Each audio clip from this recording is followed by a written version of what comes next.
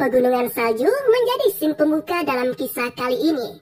Lalu terlihat seorang pria yang sedang berolahraga di balkon rumahnya. Dan ia diketahui bernama Chris, yang sekaligus menjadi tokoh sentral dalam kisah ini. Ia dikisahkan sebagai seorang pria yang sangat kaya dan saat ini sedang dalam proses perceraian dengan istrinya yang bernama Jamie. Hal itu terdengar saat Jamie menelpon Chris untuk menanyakan perihal surat perceraian yang tak kunjung ditandatangani oleh pria itu. Menariknya, pasangan yang masih berstatus sebagai suami istri itu juga nampak sama-sama berat untuk berpisah. Di satu sisi, Jamie mungkin cemburu karena Chris terlalu banyak menghabiskan waktunya demi bisnis dan uang, hingga lupa pada istri dan anaknya. Sedangkan Chris jelas masih sangat menyayangi Jamie. Terlihat dari wajah polosnya yang sempat meyakinkan bahwa semestinya mereka tidak berpisah. Di suatu malam, Chris yang kini kemana-mana harus sendiri dan terus merasa kesepian, akhirnya bertemu dengan seorang wanita ketika dirinya sedang berada di pusat perbelanjaan. Wanita itu nampak sedang mencari anggur dengan tubuh yang basah kuyup. Seolah baru saja kehujanan ketika ia menuju ke tempat itu. Melihat hal itu, Chris pun cukup tertarik. Apalagi wanita tersebut juga sempat melambaikan tangannya seraya bermaksud untuk meminta tolong pada Chris dan meminta rekomendasi anggur terbaik yang harus ia beli. Percakapan pun terjadi di antara keduanya, hingga mereka kemudian saling berkenalan dan diketahui bahwa wanita itu bernama Sky. Di depan area pusat perbelanjaan, Chris yang awalnya ingin langsung pulang ke rumahnya malah mendapati Sky yang tengah berdiri menunggu taksi. Melihat kondisi Sky yang masih basah kuyup dan taksi yang tak kunjung menjemputnya, Chris pun tak tega dan berinisiatif untuk menawari tumpangan pada wanita itu. Tak lama kemudian, mereka pun memulai perjalanan bersama menggunakan mobil Chris. Perjalanan keduanya lalu berujung pada sebuah motel yang diakui Sky sebagai tempat tinggalnya, bersama seorang teman yang bernama Lisa. Namun wanita itu mengaku bahwa ia baru saja bertengkar dengan temannya, sehingga ia pun kabur lalu menuju ke pusat perbelanjaan tadi. Mendengar hal itu, Chris sempat menawari Sky agar mau menginap di rumahnya, yang diakuinya tak jauh dari tempat tersebut. Namun tawaran itu ditolak oleh Sky, yang lebih memilih untuk kembali ke kamar motel bersama temannya. Entah ketakutan pada sosok Lisa atau malas jika harus bertengkar dengan teman sekamarnya itu, Sky malah menghentikan langkahnya tepat di depan pintu kamar motel. Chris yang melihat hal itu semakin merasa tak tega dan tergugah untuk bisa menolong wanita yang baru dikenalnya itu.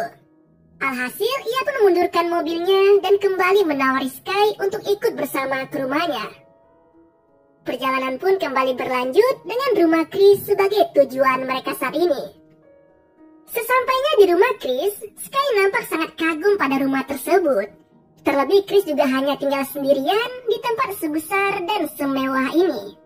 Keduanya mulai berbincang satu sama lain sembari meminum anggur yang tadi dibeli Sky, termasuk membicarakan soal pekerjaan Chris yang ternyata merupakan pemilik salah satu perusahaan IT yang fokus pada sistem keamanan rumah. Pria itu juga mengungkapkan bahwa ia mungkin akan segera pensiun, menyusul adanya tawaran yang sangat menggiurkan dari Google Play. Berbeda dengan Sky, ia yang sebelumnya berprofesi sebagai model di Los Angeles malah memutuskan untuk mencari pengalaman baru, hanya karena merasa profesi sebelumnya tidak cocok dengan kepribadiannya. Hingga kemudian ia pun bekerja menjadi pelayan di salah satu bar sampai sekarang. Chris juga sempat mengajak Sky ke gudang rumahnya yang ternyata menjadi tempat koleksi anggurnya yang membuat wanita itu menjadi tertarik dengan sosok Chris. Hingga tak terasa obrolan hangat di malam itu pun terus berlanjut hingga dini hari. Sky sebenarnya sempat meminta Chris agar mengantarnya kembali ke motel. Namun tampaknya Chris yang juga sudah mulai tertarik pada wanita itu terlihat cukup berat ketika harus melepaskannya begitu saja. Hingga kemudian pria itu pun menawari Sky untuk bisa bermalam di rumahnya saja. Dan alhasil mereka pun menjadikan malam itu sebagai momen yang sangat enak bagi keduanya.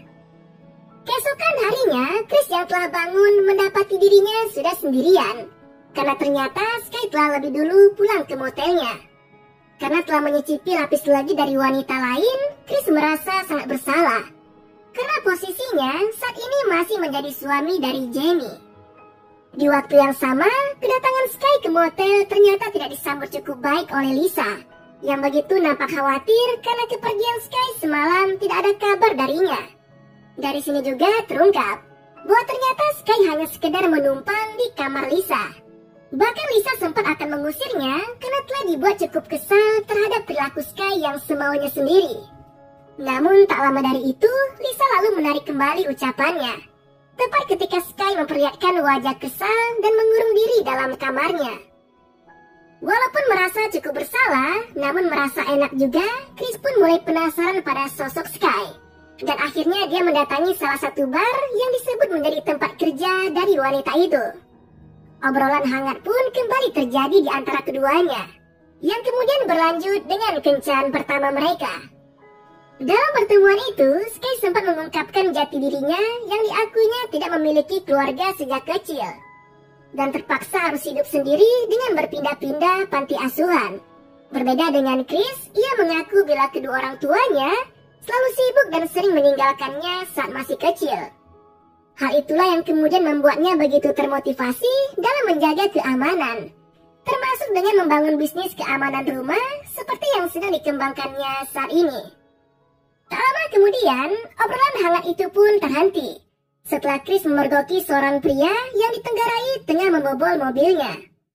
Anehnya, pria yang jelas-jelas kepergok sedang mencuri itu bukannya kabur untuk menyelamatkan dirinya, ia malah mengumpat pada Chris bahkan sampai menyerangnya menggunakan tongkat besi yang dibawanya. Alhasil, Chris pun harus mendapati luka serius di kakinya. Berkat insiden tersebut, kaki Chris kini harus diberi gips setelah mendapat perawatan dari rumah sakit. Sky yang merasa iba sempat menawarkan dirinya untuk bisa merawat luka Chris setidaknya selama beberapa minggu, hingga kakinya benar-benar kembali pulih. Chris yang selama ini selalu merasa kesepian, ditambah lagi dengan perasaannya yang sudah mulai jatuh hati pada Sky, jelas langsung menerima tawaran tersebut.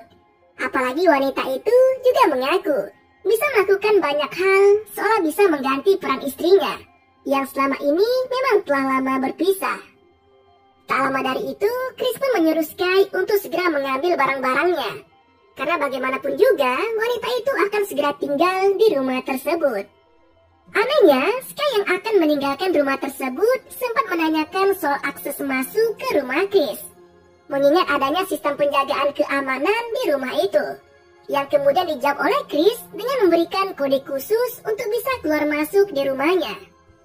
Sementara itu di motel, Lisa yang mulai jarang bertemu Sky terlihat sangat gelisah, soalnya telah kehilangan teman dekatnya itu. Hal itu juga yang nampaknya telah diperhatikan cukup lama oleh Ronald yang merupakan pemilik dari tempat tersebut. Pria tua itu pun lalu mencoba mendekati Lisa dan berusaha menghiburnya dengan memberikan setangkai bunga. Namun tak lama kemudian, Sky pun datang dan langsung disambut hangat oleh Lisa. Tapi tidak dengan Ronald, yang dengan ketus memperingatkan Sky agar segera membayar tunggakan sewa motel selama 2 bulan. Anehnya, perilaku Sky nampak jauh berbeda ketika sedang di hadapan Chris. Ia kali ini justru terlihat lebih nakal dan berani menentang Ronald.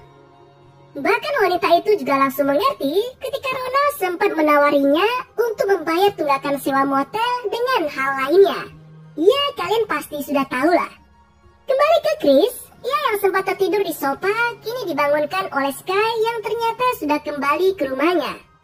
Keduanya pun lalu berbuat enak, seolah rasa sakit di kakinya tak menjadi halangan bagi Chris untuk tetap memeras keringat dari pasangannya itu. Di hari berikutnya, Ronald yang berusaha menagih tunggakan sewa motel pada Lisa malah tidak mendapatkan respon apapun. Hingga kemudian ia pun nekat masuk ke kamar tersebut. Dan betapa terkejutnya pria tua itu ketika mendapati tubuh Lisa yang telah tak bernyawa dengan kondisi yang mengenaskan. Dalam penyelidikan polisi, Lisa diyakini telah menghabisi nyawanya sendiri. Anehnya, polisi malah tidak mendapati data satupun dari identitas wanita bernama Sky maupun Skyler Webb dari data kependudukan.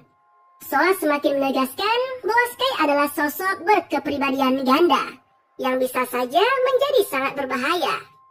Di waktu yang sama, Chris terlihat sedang melakukan panggilan video dengan Jamie.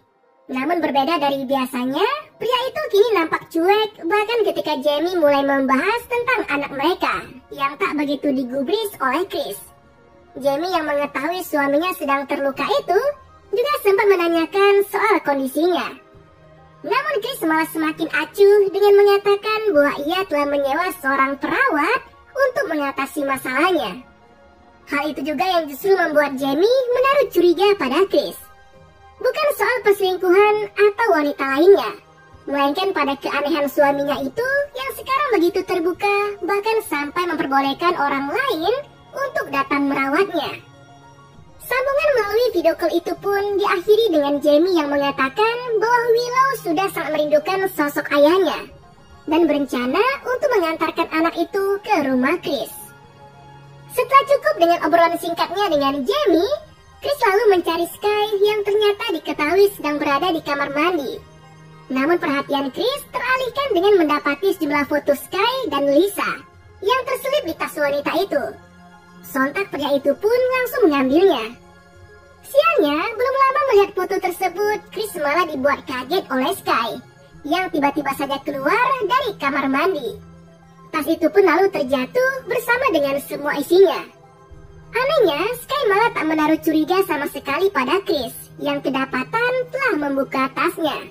Wanita itu malah melemparkan handuknya alih-alih agar Chris mau menggosok punggungnya, yang kemudian berlanjut pada adegan yang sangat enak.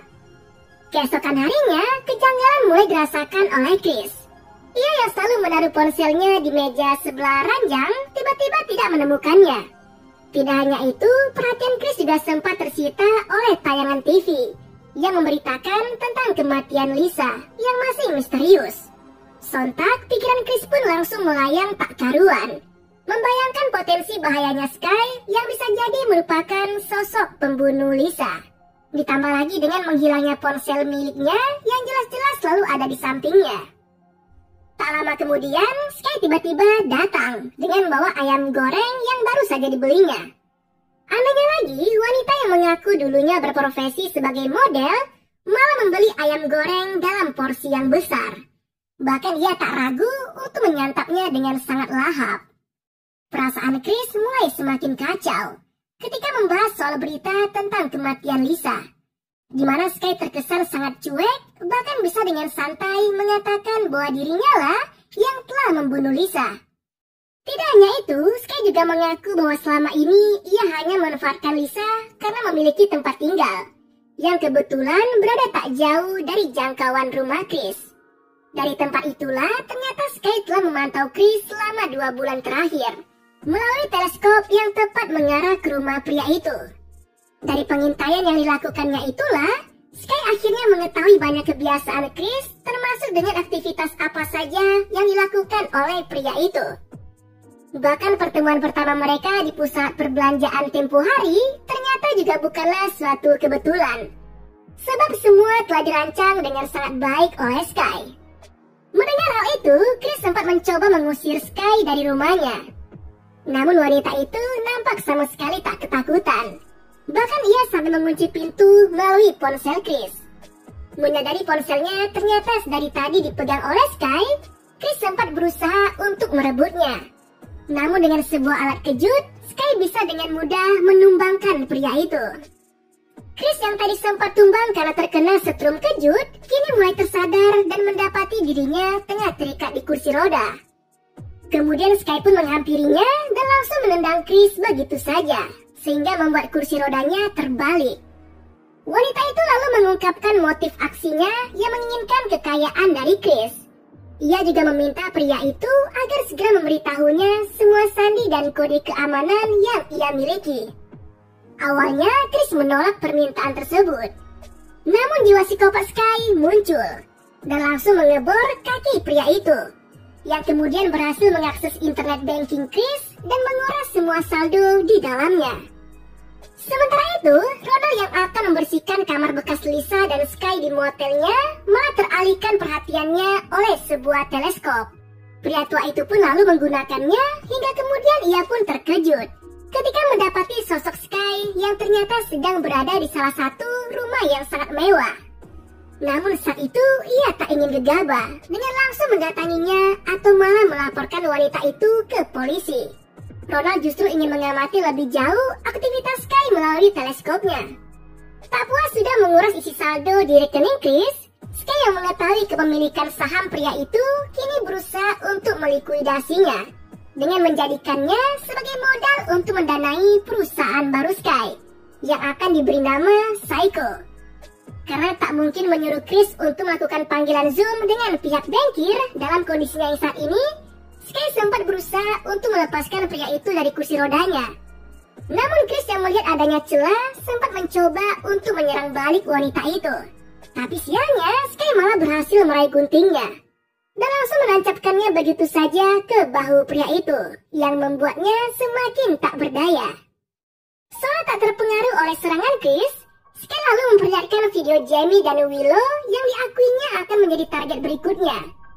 Sky nampaknya juga telah merancang semua aksinya dengan begitu sempurna. Karena tak lama kemudian, seorang pria datang ke tempat tersebut. Dan ternyata itu adalah sosok pencuri yang sempat kepergok sedang membobol mobil Chris tempo lalu. Termasuk juga pelaku pemukulan yang mengakibatkan kaki kanan Chris nyaris patah. Pria berdarah Asia itu diketahui bernama Kiju, yang ternyata menjadi penada barang-barang curian. Dan kali ini ia akan membeli semua barang mewah yang ada di rumah Chris, sesuai dengan permintaan Sky. Sementara itu di tempat lain, Ronald yang selama ini mengamati aktivitas di rumah Chris melalui teleskopnya, terlihat tengah bersiap untuk menyelinap masuk ke tempat itu. Tepat setelah Sky meninggalkan rumah tersebut. Dengan memecahkan salah satu kaca jendela, Ronald akhirnya berhasil masuk ke rumah itu dan langsung menghampiri Chris. Chris yang mengetahui kedatangan Ronald sempat meminta tolong agar ia bisa segera diselamatkan. Namun hal tak terduga malah terjadi. Ronald yang mengetahui perlakuan Sky pada Chris dan menjadi sosok pembunuh Lisa malah menghiraukan peringatan Chris. Bahkan ia dengan tega memeras Chris untuk memberinya uang jika ingin dia diselamatkan. Chris yang sudah tak punya uang lagi akhirnya memberi Ronald sebuah lukisan Picasso yang harganya jelas sangat mahal. Hal itu juga yang kemudian membuat pria tua itu mau melepaskan Chris dari jeratan di kursi rodanya. Namun sial bagi keduanya, Ronald yang belum selesai melepaskan Chris tiba-tiba dipergoki oleh Sky yang ternyata telah mengetahui kedatangan pria tua itu dari alarm di ponsel Chris. Entah apa yang dipikirkan oleh Ronald. Ia yang telah berulang kali diperingatkan oleh Chris agar segera pergi dan menghubungi polisi, malah sibuk dengan lukisan barunya itu. Bahkan ia juga sempat mencoba melindungi dirinya menggunakan pisau dapur. Namun Sky yang berjiwa psikopat jelas telah mengantisipasi hal tersebut. Ia malah sudah bersiap dengan sebilah pedang yang akan digunakannya. Aksi ala psikopat pun tak bisa dihindarkan. Sky nampak sangat menikmati hujaman pedang yang dilakukannya berulang kali pada tubuh Ronald. Menyadari adanya celah, Chris berusaha untuk kabur dari rumahnya dengan menggunakan motor salju. Namun apalah daya, tubuhnya yang penuh luka jelas kesulitan untuk menjaga keseimbangan. Hingga kemudian ia pun terjatuh ke jalan dan ditolong oleh seorang pengendara mobil yang melintas di sana. Berbekal ponsel pengendara mobil itu, Chris akhirnya bisa menghubungi polisi untuk melaporkan aksi kejahatan Sky.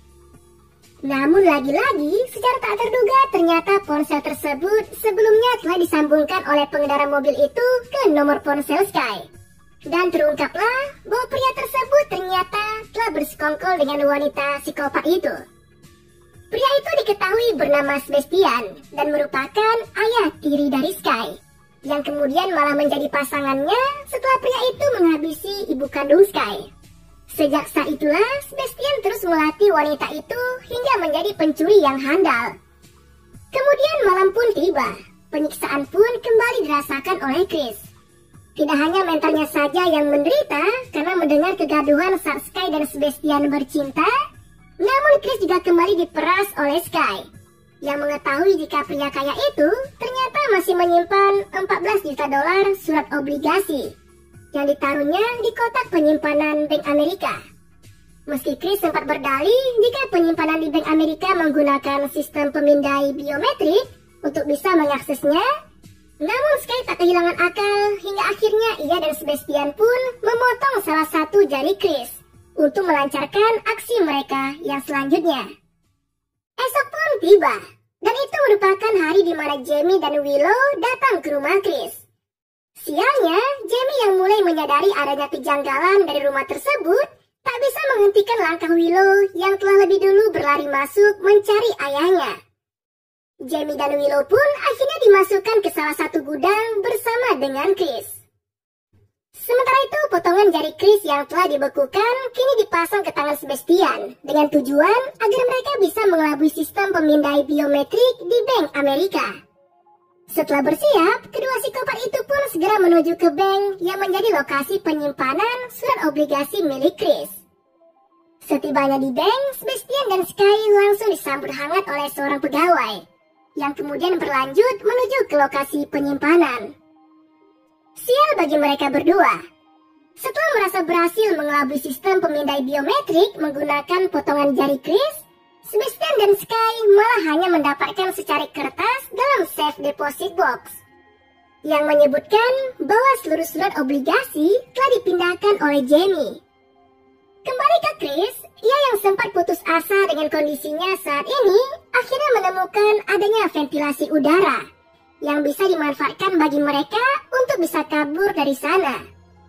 Alhasil, Willow yang bertubuh mungil dimasukkan ke dalam lubang ventilasi. Tujuannya adalah agar dia bisa keluar dan membuka pintu untuk Chris dan Jamie. Namun sialnya, tepat ketika Willow berhasil keluar dan membuka pintu rumah menggunakan kode rahasia, saat itu juga Sebastian dan Sky tiba di sana. Kedua psikopat itu pun langsung menuju ke gudang. Namun kali ini yang mereka incar adalah Jamie, yang memiliki akses ke tempat penyimpanan surat obligasi. Sayangnya, kedua psikopat itu hanya menemukan Chris, karena ternyata Jamie telah berhasil kabur lebih dulu.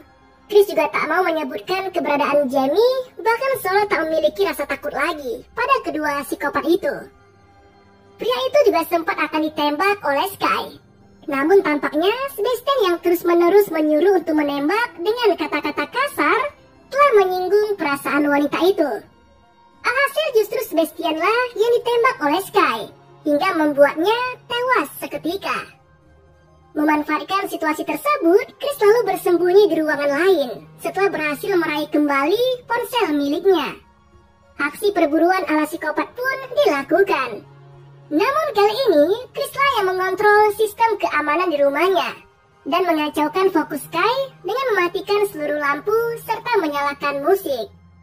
Tepat ketika Sky sudah berada tak jauh darinya, Chris yang menggunakan sebuah kapak berhasil menghujamkannya ke tubuh wanita itu.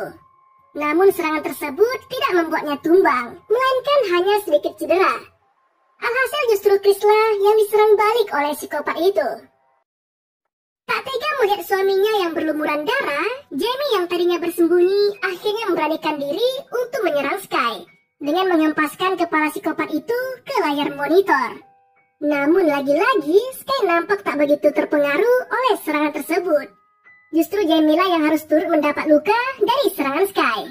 Memang tidak ada psikopat yang lemah. Beruntung bagi pasangan suami istri itu, tepat ketika Sky siap menghujami kapaknya ke arah mereka, tiba-tiba saja sebuah tembakan melesat tepat mengarah ke jantung Sky, yang membuat psikopat itu langsung tumbang tak berdaya. Mengejutkannya lagi, tembakan itu ternyata berasal dari pistol yang dipegang Willow. Kemudian terdengarlah suara sirine mobil polisi yang datang. Namun alangkah bangsatnya, polisi di film ini datang dengan sangat-sangat terlambat. Lalu Jamie dan Sky bergegas keluar rumah untuk menyelamatkan diri mereka, termasuk dengan Chris yang harus berjuang keras untuk beranjak keluar rumah dengan kondisi tubuhnya yang penuh luka. Menariknya, Sky yang sedang berada di penghujung hidupnya sempat mengungkapkan identitasnya pada Chris. Psikopat itu mengatakan bahwa nama aslinya adalah Margaret. Dan film ini pun berakhir dengan begitu tidak santuy.